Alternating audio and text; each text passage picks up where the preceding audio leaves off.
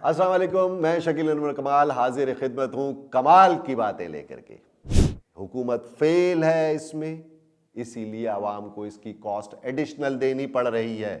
हुकूमतों की नाअहली, ब्यूरोक्रेसी की गलत फैसले, करप्शन, जिसकी कॉस्ट भी आवाम को देनी पड़ती है। स्टेट की तो कोई रिट ही नहीं है, तो वो महंगाई क्या काबू करेगी? कोविड की वजह से सप्लाई चेन मुतासिर। महंगाई क्यों होती है?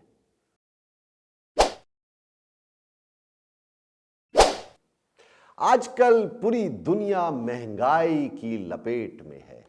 महंगाई का तूफान पूरी दुनिया पे इस वक्त छाया हुआ है।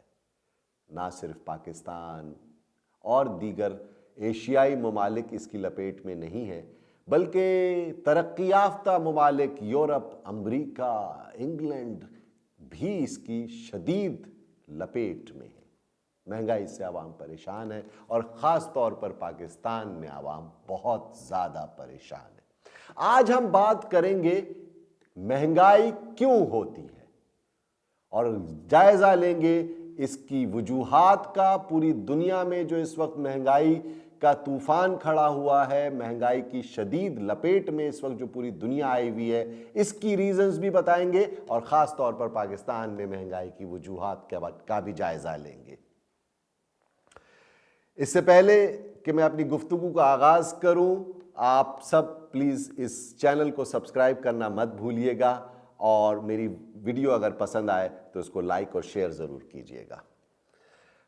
पूरी दुनिया में इस वक्त महंगाई है, ना सिर्फ पाकिस्तान में बल्कि यूरोप, अमेरिका में तो 40 साल के रिकॉर्ड टूट गए। हम इन सब की वजूहात के बारे में बात करेंगे और आपको बताएंगे कि महंगाई क्यों होती है। आपको सबसे पहले मैं आपको बता दूं कि जो ग्लोबल इन्वायरमेंट है, आलमी तनाजुर में महंगाई की जो वजूहात हैं, जिसने आवाम को शदीद मुतासिर किया हुआ है, इस वक्त आप जानते हैं कि इंटरनेशनल कमोडिटी प्राइसेस इस वक्त पीक लेवल पर हैं, हाईएस्ट लेवल पर आ गई हैं और हमें नहीं पता कि ये इससे भी ज़्यादा आगे जा सकती हैं। तो आपको मैं इसकी बुनियादी जो वजह है, जो पहली वजह है, वो मैं आपको बताता हूं कि वो है बैनुल अक़वामी तेल की और गैस की कीमतों में इजाफा। जाहिर है जब फ्यूल की कीमत में इजाफा होगा तो ऑब्वियसली उसकी वजह से कॉस्ट ऑफ प्रोडक्शन बढ़ जाएगी, बिजली की कीमतें बढ़ जाएंगी, लॉजिस्टिक्स बढ़ जाएंगी, आपकी शिपिंग के फेयर्स बढ़ जाएंगे, ट्रांसपोर्टेशन कॉस्ट में इजाफा हो जाएगा, मंडियों तक रसाई मुमकिन नहीं हो सकेगी, महंगी पड़ेगी आमदोरफ्त आपको, और इंपोर्ट्स और एक्सपोर्ट्स की जो कॉस्ट है उसमें भी इजाफा हो जाता है। तो ऑयल की प्राइसेस बहुत सब्सटेंशियल इफेक्ट करती है दुनिया के अंदर महंगाई के हवाले से। दूसरी अहम वजह, चूंकि आप सब जानते हैं कि 2020 की इब्तदा से ही पूरी दुनिया कोविड-19 की लपेट में आ गई और कोविड ने मईशतों को बुरी तरह से झटका दिया है। ना वो तरक्की याफ्ता ममालिक हो, चाहे वो गैर तरक्की याफ्ता ममालिक हो, वो तरक्की पजीर ममालिक हो, उन सब मुल्कों को झंझोड़ के रख दिया कोविड-19 ने। लॉकडाउन की सूरत हाल पैदा हो गई, मईशतें ज़बूहाली का शिकार होना शुरू हो गई और उसकी वजह से सप्लाई चेन मुतासिर हुई है। यह बात याद रखिएगा कि दूसरी जो सबसे अहम वजह है वो कोविड की वजह से सप्लाई चेन मुतासिर हुई। जो लॉजिस्टिक का पूरा सिस्टम है, पूरी दुनिया में जो इंपोर्ट्स और एक्सपोर्ट्स हो रही हैं, पूरी दुनिया में जो आमद और रफ्त हो रही है, ट्रैवलिंग आपकी रुक गई, आपकी शिपिंग रुक गई। जाहिर है इसने सप्लाई चेन सिस्टम को बुरी तरह से मुतासिर किया। डिलेज होना शुरू हो गई, आप पैदावारी सलाहियतें लोगों ने कम कर दी, जिसकी वजह से शॉर्टफॉल आना शुरू हो गया और आपकी जो पहुंच थी, जहां आप अगर फर्ज कर लीजिए चाइना से माल तैयार हो रहा है और चाइना से किसी दीगर एशियाई ममालिक में, पाकिस्तान में माल पहुंचना है, तो उसका जो टाइम था वो भी बढ़ गया और लॉकडाउन की वजह से इसकी प्राइसेस में बहुत ज़्यादा फर्क पड़ गया। तो दूसरी इंपॉर्टेंट बात यह है कि आपको पता है कि कोविड ने, लॉकडाउन ने पैदावारी सलाहियतें मुतासर कर दी। लोगों ने, मैन्युफैक्चरर ने, इवन जो लार्ज स्केल मैन्युफैक्चरर्स थे, उन्होंने अपनी पैदावार में वाज़ेह कमी कर दी। अब जब पैदावार में कमी हुई और लॉजिस्टिक्स में प्रॉब्लम आई तो लामहला आपके सप्लाई शॉर्ट होना शुरू हो गई। डिमांड तो अपनी जगह पर मौजूद है, तलब में तो रोज अफजू इजाफा हो रहा है। जब सप्लाई कम हुई तो ये तवाजुन बिगड़ गया और इसने प्राइसेस में इजाफे की तहरीक पेश कर दी, जिसकी वजह से प्राइसेस में इजाफा हो गया और डिलेड इन शिपमेंट्स हुई, शिपिंग के फेयर्स में इजाफा हो गया। मिसाल के तौर पे मैं आपको देता हूं कि एक बहुत बड़ी इंडस्ट्री है स्टील की सनत। अब स्टील की सनत बहुत ही इंपॉर्टेंट सनत है, जो कि तामीराती सनत का सबसे बड़ा इंपॉर्टेंट कंपोनेंट है स्टील। अब स्टील, चाहे आप पुल बन रहे हो, फ्लाईओवर्स बन रहे हो, हाई राइजेस बन रही हो या एक छोटा सा घर बन रहा हो, steel is the eminent requirement of construction industry. China ने और इंडिया ने स्टील की पैदावार में बहुत कमी कर दी, बहुत सारी इंडस्ट्रियां बंद हो गई, बहुत सारी पैदावार कम कर दी। अब जब पैदावार स्टील की कम हो गई तो दुनिया जो के दीगर ममालिक जो इंपोर्ट करते हैं उनके यहां तो डिमांड अपनी जगह पर मौजूद है, तो ऑब्वियसली इसकी वजह से शिपमेंट्स का प्रॉब्लम, ट्रांसपोर्टेशन का प्रॉब्लम वो अपनी जगह पर था। तो पैदावार कम होने की वजह से, स्टील की पैदावार कम होने की वजह से हमारी जो डिमांड थी वो फुलफिल नहीं हो पा रही थी और स्टील की कीमतें कहां से कहां पहुंच गई। ऑब्वियसली इससे पहले जो दो वजूहात मैंने बताई हैं वो भी उसमें इनकॉर्पोरेट होती हैं। कोविड का, लॉकडाउन का, इंटरनेशनल ऑयल प्राइसेस का, प्राइसेस ऑफ ट्रांसपोर्टेशन में इजाफे के साथ साथ जब पैदावार में कमी हो गई तो स्टील की कीमतें आसमान पर पहुंच गई। इसी तरह से जो आपकी ज़रई अजनास थी, जो कमोडिटीज़ थी, जो अशियाए खुर्दनोश थी, एडिबल ऑयल से लेकर के चावल, गंदम, दालें और सब्जियां, फल, ये सब महंगी हो गई हैं। और मैं आपको कीमतों में जो होशरुबा इजाफा हो रहा है, हम सब कॉन्टिनेंट पे रहने वाले, इंडिया, पाकिस्तान, बांग्लादेश में और एशियाई ममालिक में रहने वाले तो बहुत परेशान हैं ही। यूके की मैं आपको मिसाल दूं, इंग्लैंड जो कि दुनिया की छठी बड़ी मईशत है, 6th बिगेस्ट नेशन है, इकोनॉमिक पावर है वो, इस वक्त वहां पर इतनी इन्फ्लेशनरी प्रेशर है कि वहां पर हुकूमतों के काबू में नहीं है इस वक्त महंगाई, हुकूमत नहीं काबू कर पा रही है। मैं आपको बताता हूं, गैस बहुत इंपॉर्टेंट इंपोर्ट है और बहुत ही बड़ी इंपोर्ट है इंग्लैंड की, जो कि वो रशिया से इंपोर्ट करते हैं। सर्द मुमालिक हैं, वहां गैस की बहुत ज़रूरत है हीटिंग सिस्टम के लिए, इंडस्ट्रीज को चलाने के लिए gas is a eminent requirement. इसके अलावा इंग्लैंड पूरी दुनिया से अजनास भी इंपोर्ट करता है, यूरोप के दीगर कंट्रीज से, एशियन कंट्रीज से, रशियन कंट्रीज से अजनास भी वो मंगाता है। तो इस वक्त उनकी इकॉनमी चूंकि जो लोकल प्रोडक्शन है वो लोकल डिमांड को फुलफिल नहीं कर सकती, तो वो इंपोर्ट करते हैं, हर चीज़ वो इंपोर्ट कर रहे होते हैं। अब इंपोर्ट करने की वजह से उनकी जो इंपोर्टेड स्टफ है वो तो सब महंगा हो गया, और जब वो महंगा हो गया तो उसकी जो प्राइस कंट्रोल है वो हुकूमत के बस में नहीं है इस वक्त इंग्लैंड की भी, और वो परेशान है इस वक्त कि किस तरह से सब्जियों के, फलों के, बेसिक इंग्रेडिएंट्स के, दवाओं के और गैस की कीमतों को वो कंट्रोल करे।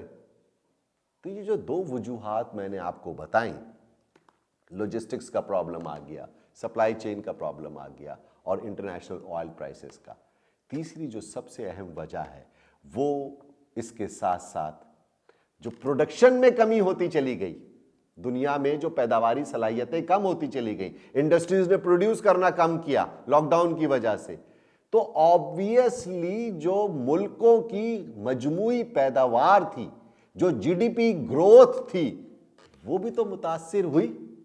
और जब हुकूमतों की और ममालिक की जीडीपी ग्रोथ मुतासिर हुई, उनकी आमदनी में कमी हुई,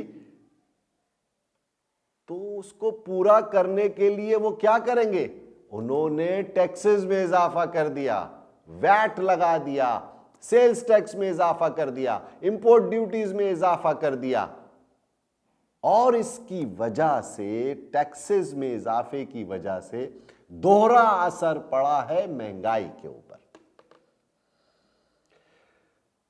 अब तरक्की याफ्ता जो ममालिक हैं, जो डेवलप्ड नेशंस हैं, यूएस है, यूके है, यूरोपियन कंट्रीज हैं, जापानीज कंट्री, जापान है या चाइना है,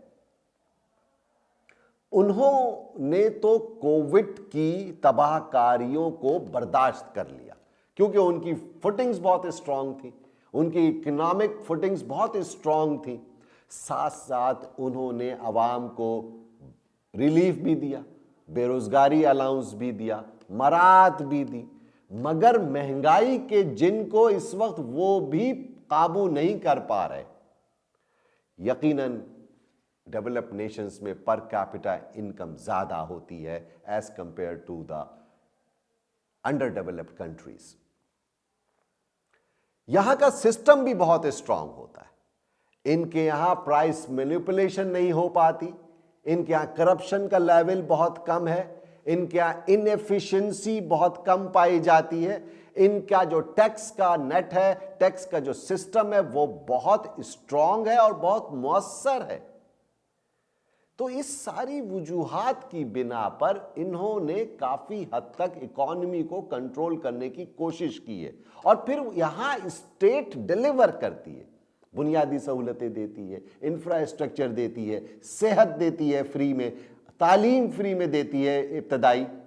तो ये सब रिलीफ आवाम को जब मिलता है तो आवाम को की चीखें नहीं निकली हैं वहां पर इसी वजह से। लेकिन मैं आपको बता दूं कि इस वक्त तरक्की याफ्ता ममालिक के हुकूमतें इस वक्त बहुत परेशान हैं और वहां पर भी महंगाई बेकाबू होती चली जा रही है और उनको भी टैक्सेस में इजाफा करना पड़ रहा है। वो भी कोशिश कर रहे हैं कि रिलीफ दें, बुनियादी जो इंग्रेडिएंट्स हैं, लाइक फूड है, लाइक मेडिसिन हैं, उसमें वो लोगों को मराहत दें, आवाम को मराहत दें। लेकिन इस वक्त उनके भी काबू से बाहर होती चली जा रही है। जबकि ऑन द कॉन्ट्ररी, अगर आप जब तरक्की पजीर ममालिक का जायजा लेते हैं, खासतौर पर पाकिस्तान का, ऐसे तो इंडिया, बांग्लादेश, पाकिस्तान, सब जगह पर ही महंगाई ने आवाम की कमर तोड़ रखी है। मगर साथ साथ पाकिस्तान में हमें बेरोजगारी का भी बहरान पैदा हो रहा है। खुशकिस्मती से पाकिस्तान कोविड से बुरी तरह से मुतासिर नहीं हुआ और यहां पर लॉकडाउन भी महदूद रहा, इंडस्ट्रीज का पहिया चलता रहा। जबकि पूरी दुनिया बंद पड़ी हुई थी, हमारे यहां चल रहा था काम। अल्लाह का शुक्र है कि हमारे ऊपर इतना आफत हमारे ऊपर नाजिल नहीं हुई जिस तरह से कोविड ने अमेरिका को मुतासिर किया, यूके को मुतासिर किया, यूरोपियन कंट्रीज को मुतासिर किया और हमारे पड़ोस में इंडिया को कितना मुतासिर किया। हमारे यहां इसकी वजह से थोड़ा हमें रिलीफ मिला और हमारी पैदावारी, लेकिन मसला यह है कि हमारी पैदावार तो होती रही, इंडस्ट्रीज का पहिया भी चलता रहा, लॉकडाउन भी महदूद रहा, बुरी तरह से मुतासिर भी नहीं हुए, लेकिन हमारी पैदावारी सलाहियत ही इतनी नहीं है कि हम अपनी आमदनी में बहुत ज्यादा इजाफा कर पाते। इस वक्त तो हमारे लिए डोर्स ओपन हो गए ना। इंडिया के, बांग्लादेश के जब टेक्सटाइल के ऑर्डर्स कैंसिल हुए तो सारा ऑर्डर्स और सारा बर्डन पाकिस्तान के मैन्युफैक्चरर्स के ऊपर पड़ा और आज हम 100% इस वक्त कैपेसिटी पे पाकिस्तान की टेक्सटाइल काम कर रही है। और सारे ऑर्डर्स कहां के हैं? सबसे ज्यादा ऑर्डर्स अमेरिका के, यूरोप के, उसके बाद। तो ब्लेसिंग इन डिस्गाइज वाला मामला भी रहा हमारे साथ। लेकिन हमारा जो सिस्टम है वो इतना स्ट्रांग नहीं है, हमारी जो पैदावारी सलाहियत है वो इतनी ज्यादा नहीं है। हम क्या 25 अरब रुपए डॉलर की एक्सपोर्ट कर रहे हैं, 30 अरब तक ले जाएंगे, ये टारगेट्स है। दुनिया की एक्सपोर्ट्स आप सोच सकते हैं, टर्की की एक्सपोर्ट्स कितनी है, इंडिया की एक्सपोर्ट्स कितनी, इवन बांग्लादेश की एक्सपोर्ट हमसे कई गुना ज्यादा है। तो ऐसी सूरत हाल में पाकिस्तान को जो माशी बहरानों का सामना करना पड़ा है उसमें हाई इंपोर्ट्स हैं हमारी। हम भी मेनली ऑयल हम इंपोर्ट करते हैं दुनिया से, हम मशीनरीज इंपोर्ट करते हैं और हमारे यहाँ हाई इंपोर्ट्स होने की वजह से और एक्सपोर्ट्स कम होने की वजह से हमारी हुकूमतों को, हमारी मईशत को खसारे का हमेशा सामना करना पड़ता है और ये खसारा गुज़िश्ता 2-3 सालों में बढ़ता चला गया। इसकी जो वजह है उस सबसे आगाह मैं आपको कर ही रहा हूं, इसकी वजह से करेंसी पर आपकी असर पड़ा। पाकिस्तानी रुपया अपनी वक़्त खोता चला गया, हमें कर्जों का बोझ हमारे ऊपर बढ़ता चला गया और जाहिर है हमारी आमदनी से जाएगा ना, उसका सूद भी हम आमदनी से अदा करेंगे, तो ऑब्वियसली इसका जो सारा बोझ पड़ा वो अवाम के ऊपर पड़ा और अवाम की कमर टूट रही है इस वक्त महंगाई से। एक अहम बात और है, वो अहम बात यह है कि हमारे यहां अल्हम्दुलिल्लाह हम जो है वो अजनास खुद बनाते हैं, हमारे यहाँ प्रोडक्शन बहुत अच्छी है, हमारे यहाँ बेहतरीन फल मिलता है, हमारे यहाँ बेहतरीन सब्जी काश्त होती है, हमारे यहाँ बेहतरीन कॉटन काश्त होती है, हमारे यहाँ बेहतरीन वीट काश्त होता है, हम शुगर में खुद कफील हैं। हम ज़रई मुल्क होकर के भी इस वक्त अनफॉर्चुनेटली वीट इंपोर्ट कर रहे हैं, शुगर इंपोर्ट करते रहे।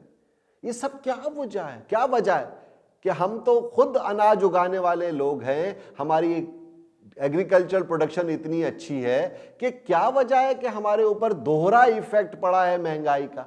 भाई उसकी सबसे अहम वजह है lack of governance in the government and corruption. हुकूमतों की नाअहली, ब्यूरोक्रेसी की गलत फैसले, करप्शन जिसकी कॉस्ट भी अवाम को देनी पड़ती है।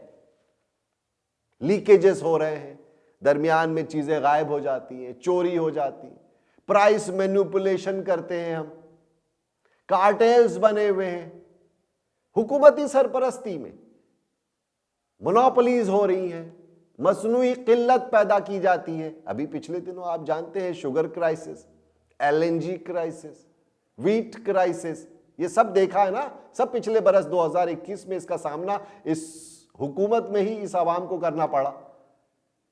तो ये सारी जो कॉस्ट ऐड होती है वो पे कौन करता है? वो एंड यूजर पे करता है, वो अवाम पे करती है, जिसकी वजह से उसकी कमर दोहरी हो गई है, जिसकी वजह से पाकिस्तान में अवाम की चीखें निकल रही हैं। महंगाई को काबू में करने के लिए मुख्तलिफ कमेटियां काम करती हैं। मोनोपोली कमीशन ऑफ पाकिस्तान, जिसका अब नाम कंपटीशन कमीशन ऑफ पाकिस्तान है, इसी तरह प्राइस कंट्रोल कमेटीज होती हैं, जिलाई सतह पर होती हैं, सूबाई सतह पर होती हैं, हुकूमती सतह पर होती हैं। लेकिन भाई यहां तो हुकूमत का पूरा जो निज़ाम है, पूरा का जो पूरा सिस्टम है, वो इंतहाई जवाल पजीरी का शिकार है। स्टेट की तो कोई रिट ही नहीं है, तो वो महंगाई क्या काबू करेगी? ये तो स्टेट की रिस्पॉन्सिबिलिटी है ना कि वो करप्शन फ्री इन्वायरमेंट क्रिएट करके दे, वो बिजनेस फ्रेंडली इन्वायरमेंट क्रिएट करके दे, वो प्राइसेस को कंट्रोल करने का प्रॉपर मैकेनिज्म इंप्लीमेंट करे। हुकूमत फेल है इसमें, इसीलिए आवाम को इसकी कॉस्ट एडिशनल देनी पड़ रही है।